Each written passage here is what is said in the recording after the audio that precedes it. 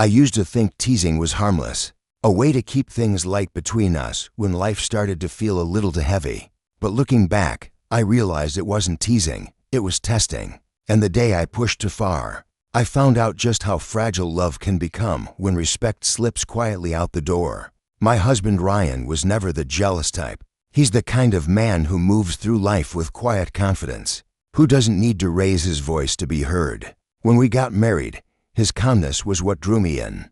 I'd been in chaotic relationships before, guys who needed to prove something all the time. Ryan wasn't like that. He made me feel safe, steady, grounded. Then came Ethan, my best friend since college. We'd always been close, the kind of friends who could finish each other's sentences, who texted at odd hours about random things. Ryan knew about him from the start. I introduced them early on because I had nothing to hide. At least that's what I told myself. For a while, it was fine. The three of us even hung out a few times. Ryan and Ethan got along well enough, though Ryan was quieter around him. I thought it was just his nature, but over time, I started noticing subtle shifts. The way Ryan's jaw would tighten when Ethan's name popped up on my phone. The long pauses before he asked, "Everything okay?" instead of reassuring him. I laughed it off. "What are you jealous?" I'd say, smiling. "You have nothing to worry about." He'd smile back, but it never reached his eyes. It became a pattern. Every time Ethan texted, I'd make some teasing comment, something like, "Careful, he's funnier than you," or "Ethan actually listens when I talk." It was all meant as a joke, but I didn't notice the small cuts I was making each time. Ryan stopped laughing after a while. He'd just nod and change the subject. One Friday night, I got a message from Ethan asking if I wanted to grab dinner after work. I agreed without thinking, texting Ryan that I'd be late. He just replied, "Okay," no question, no argument. That should have been my first red flag. When I came home later, he was sitting at the kitchen table, a half-empty glass of bourbon in front of him. He looked up as I walked in, and there was something different in his eyes, calm but distant.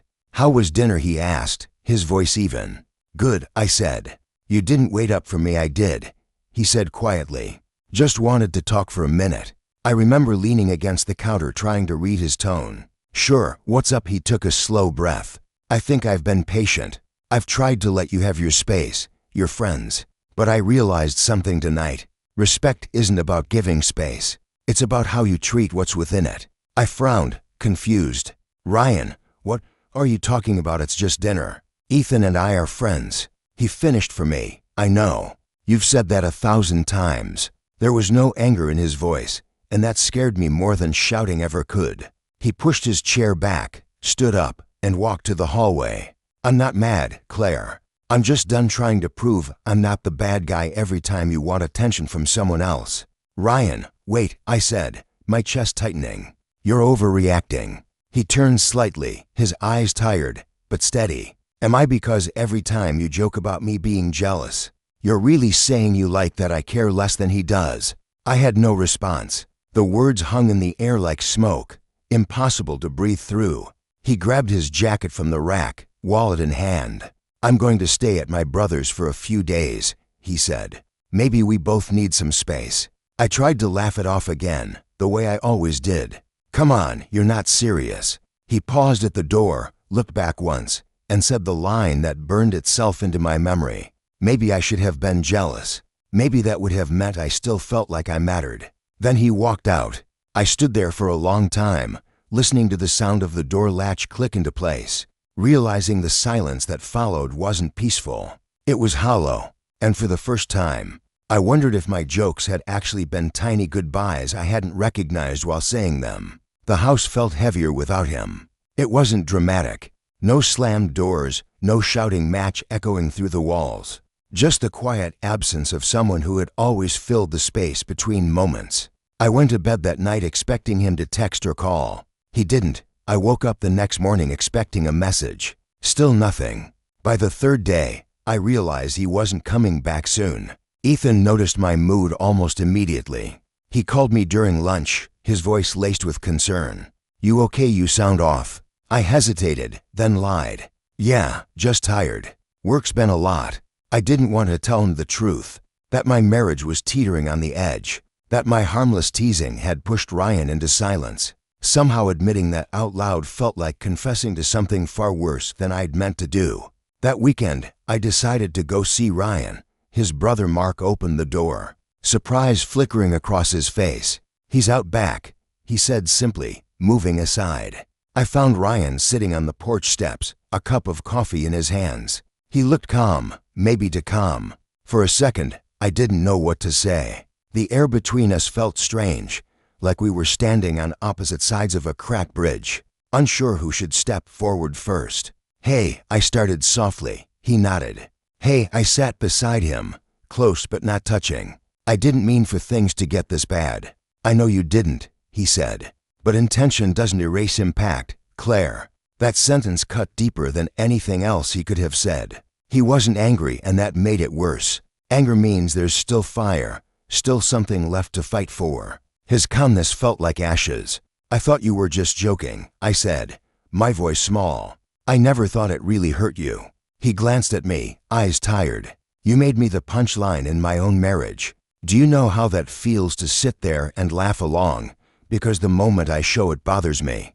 I become the insecure husband. I look down at my hands, twisting the ring around my finger. "I was stupid," he sighed, running a hand through his hair. "No, you were careless. There's a difference." The truth sat between us like a living thing. I wanted to reach out, to touch him, to pull him back into the space we'd once shared effortlessly. But I didn't know if I had the right anymore. "I haven't talked to Ethan," I said. "Since you left," Ryan nodded. "That's not really the point." "Then what is?" I asked, my voice cracking.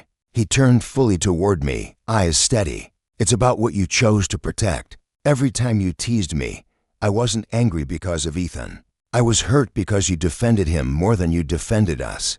I felt my throat tighten, the kind of ache that comes when words start to mean something too late. "I want to fix this," I whispered. He looked away toward the backyard where autumn leaves drifted in slow circles. "Then start by understanding it.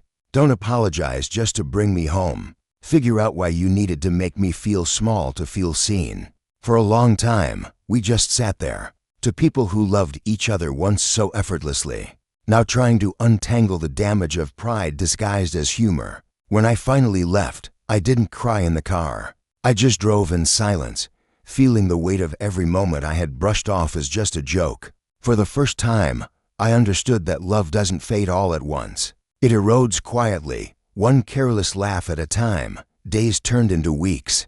Ryan and I texted here and there, short, polite exchanges that felt like strangers practicing kindness.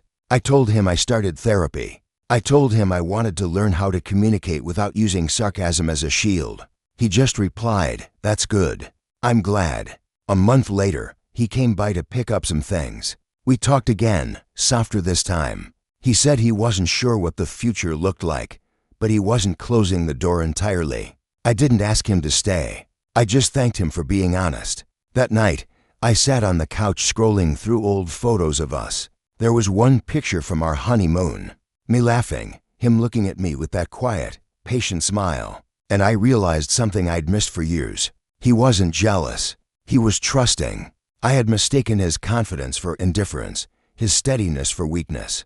The truth was simpler and sadder. He didn't stop loving me because I teased him. He stopped believing I respected him enough not to. Now, whenever someone says, "It was just a joke," I think of that night, the sound of the door closing behind him, the echo that stayed long after he left.